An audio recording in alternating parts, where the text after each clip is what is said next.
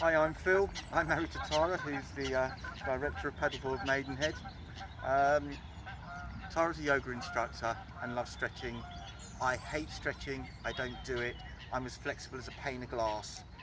So we're going to try and teach you some very basic stretches, which are actually quite important, because we do find that sometimes we get people who come along and actually struggle to stand because they're just not flexible enough to be able to go from their knees onto all fours and then stand.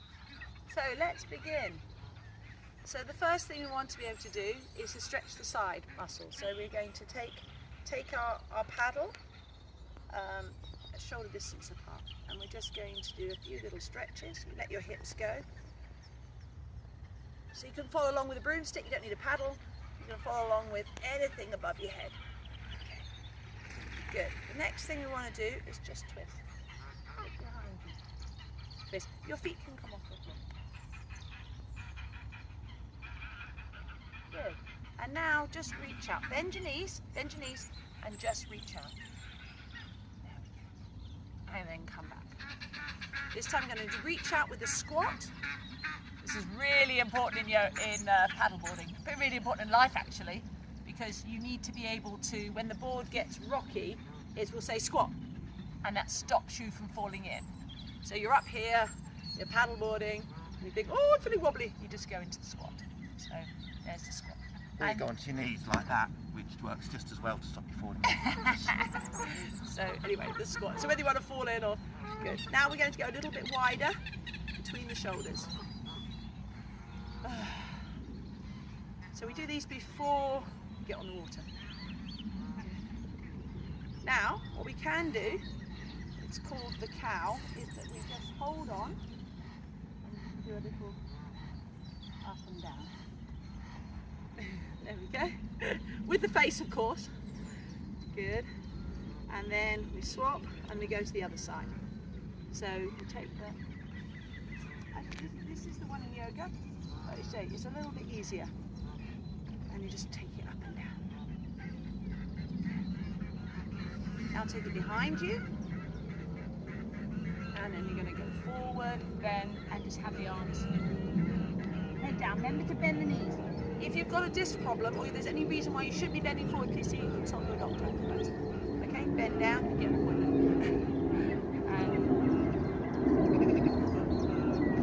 If you have a disc problem, it doesn't mean you can't come paddleboarding, it just means you know you shouldn't be doing it forward. And good. Okay. So the other thing, do you want to show the one that you really like doing? One that you actually like to do? Basically, using your paddle as a support. Don't put that into the ground unless you're on a sandy beach. Using your paddle as a support. Get your one leg up, put it across your knee. Now he's had spinal cord injury, so any balancing, that's quite hard for him. So let's say you might have an inner ear, you might have something that affects your balance. Parkinson's, anything. So this is a big deal for him. Legs. And short legs. Rugby legs. So I said swap legs. Oh, swap legs. I thought you said. That goes right into the piriformis. Do that on the kitchen. You just hold on to the kitchen surface when you do that, or the sink, while he's avoiding watching that. So that's a great one. What you can't do on a paddleboard is use your paddle to get you up. So we want to practice foldability before we get on the board. This one. That's my squat. Let's see yours squat. Yeah, okay. So we put our hands down, we put our paddle down, and we're practicing going from here. We're going to put our head down and our bottom up, but you don't need to straighten your legs. Okay, I'll give a side view. Okay, and we're just going to put our, there we go. So that might be the second position you have to go on to get up, and then you fold down. So practice this at home in the living room, because if you can do that here, in your living room, that is, you'll be able to do it on the water, and then come up. From there, you want to ground the feet down. Can you see that there? So if I go onto the board, you can see what we're going to be doing. We're here, and we're going to be doing that. And then you press through your feet and roll up. So we can all do that. Phil will do it on the ground, I'll do it here. and we're going to go down, going to fold down. So this is preparing you for paddleboarding, either before you come to a lesson, or quite often we do these before we start. And then up, nice dangling arms, up, little back bend. Now that can be the first time paddleboard. We won't be going backwards, but preparing at home, going down, this is really great. Doing great, Phil. Now put one elbow up in the air. There we go. And then the other one. Lovely. Okay, the next thing everybody wants to be able to do, so you can sit there. You can do this at home. So these are done on the board, but you do want to make sure that you can do these at home. Is sitting on your ankles. So many people can't quite sit on their ankles. It's not the only way, but it's a great way to start, don't we? We launch them off on there, and it's not so wobbly. So it's really stable. You can't fall off from here. So there's the hip movement. And then, this is what you want to practice at home, on the water. And what you want to practice at home is moving onto your bottom in a small space. So can you, your bottom's bigger than mine, let's see. I can't. You can't. No. So that's good to know. To say it has, you can. There we go. Just don't do it very often. How long was your spinal injury? 3 years ago. 3 years ago. So he's been avoiding stretching, but doing loads of paddleboarding. It's been great, hasn't it? Yeah. So this is another position, if you don't like your knees, to be able to paddleboard.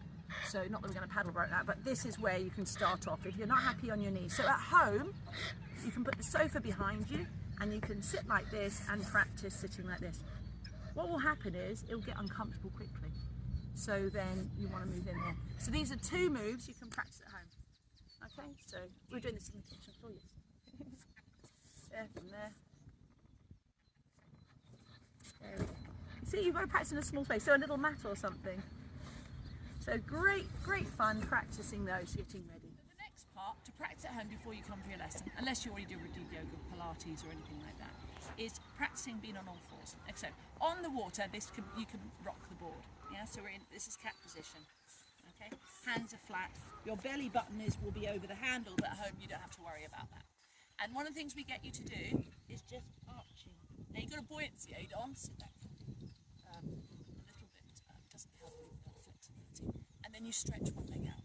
Now people initially, imagine, get really scared doing that if they haven't been on the water before, because this is what. So you just take your leg out. Practice this at home and this one, because you will do it on the water.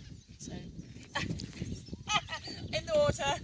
That is why we're filming on land, because I don't actually trust it. So, and then the other one. So can you do that one? So Phil's the perfect person. Oh, you're doing the same side. That's much harder. You see, they're on the same side. If you're on a board, you'd fall off. So it's opposite. There we go. There we go. It's my way of getting it. When I said today we're filming, there we go. She's like, no. But actually, we have to do it. And back. Good. The other one we like to do is plank. No, we don't. So it's good for stretching out your calves, darling. So just tuck your toes under, stretch out. There we go. There we go. What's wrong with that? Now you wouldn't on a board go like that. You just wouldn't, because you'd tip in. Not at this point. There's other things you can do. But anyway, this is a great one for the board. Okay? And then down. You can do a few press-ups. These press-ups will really help you if you feel. We get people who are really inflexible in the hips, and we get people who are not very strong in the upper body. Now, if you fall in the water, you've got to get yourself out and onto the board. And I send people home, believe it or not, I send people home with actually movements to do at home. It'll make their paddleboarding experience. So a few press-ups, and I couldn't do any of those before. Yeah, and then you can do it like this. So you're fine with upper body strength. Look at those shoulders. But yeah, so for someone like myself, a wiry person like myself, doing some press-ups. Are you doing gorilla pose? No. There's me doing like. So you can't do press-ups. I can. I don't. Oh, you do the full. Oh yes, there we go. There's Yeah. the. I don't want to say the man press-up and the woman press-up, because that's not true. But anyway, so there's some press-up. That will help you get back on the board and improving it. The other part, which really, really helps, is we take the leg out to the side and into a lunge. thinking about it. Go on. This is really good, you know, yin and yang here. There, good. There. And then just have a little stretch. Go forward and back. There we go. You can lift up your foot if you want. Lift up your foot. He's in the water at this point. And that. Yeah. So therefore, you know, these are things you want to practice on land before you come aboard. So, how's that feel? You pulled a hamstring already. Painful. And what you can do is the same side and stretch up, because we will do these on board. See, my foot's flat. If you don't fancy doing any of these, just ask me to take a session. Arm up in the air. Your face! And the other way. Yeah, well, I think the video could be called the yin and yang of stretching or yoga. Oh, you see, you did that one. That's how you do have an easier side. So backwards and forwards. Ankles get really, really tight the first time people go paddleboarding. So these feel great. Yeah. And of course, we do this every morning. There we go. So I'm going to do it slightly differently. I'm going to tuck my toes under. So knee down. And then middle.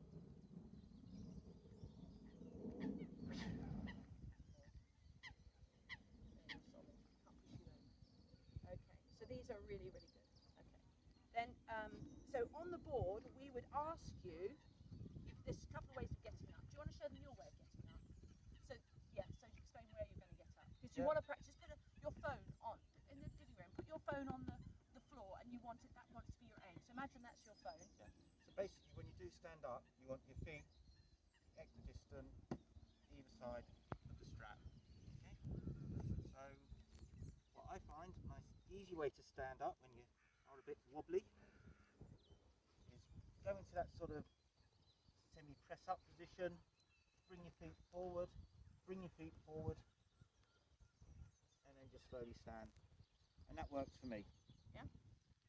And again, at any point when you do feel wobbly, if you do think you're going to crash down, it doesn't hurt. Okay. But what I've also found, when you are going for your standing up, if you start to get to here and go, oh no, I don't like it, that's when you will fall in. So basically, once you've got to here, just go for it. The water doesn't hurt. Okay, so my way of getting up is make sure my belly button is over the grip handle, or if you're at home, to put your phone there. I take one leg, but this requires a certain level of, I'm aiming for the other side, so this requires a certain level of foldability. And then I keep my hands down, and then I'll bring the other one there, okay? And I'm like this, and the person can go like into frog, or down, And then I'll ask them to come up through this way. Up, up, up. If they start feeling wobbly, which they tend to do, is just ask them to go into squat. Right. No, but you've got your paddle at this point, so your paddle's there. So these are all things you can practice at home. If you can go from, let's say, Phil's way like that, at home, yeah, or my way of a lunge, there, and then a roll up. Or you can go from squat. You pick up your paddle. So can you see that actually at home, because we're so used to being on the sofa, that actually practicing, because we start off from the side, you're standing, you have to kneel, and you have to be sitting on the floor. So if you're avoiding sitting at home, kneeling at home on the ground, paddleboarding is going to be a bit of a shock. And we want it to be enjoyable. Yeah, so actually I think paddleboarding has been really good for you, hasn't it? In your recovery, is that you have to get down on the paddleboarding has. Not the yoga. So anyway, so these are some of the things we'd love you to practice at home. And if you've got a paddleboard already, then you can do this at any point. So we've got the squats, and then later on, you can practice, coming down. So this will be really good to practice at home. I can do this on the paddleboard too. Good. Is there any other little stretchy? How about what for your hips? Because you're very tight in the hips. So what exercise have you been doing to help with your rotation? The Ricky Martins with the old hip movements. Yes. Yeah. Good. On or off the board? Both. Oh yes? Yes. And why is that important in paddleboarding? Rotation. Oh yeah, rotation.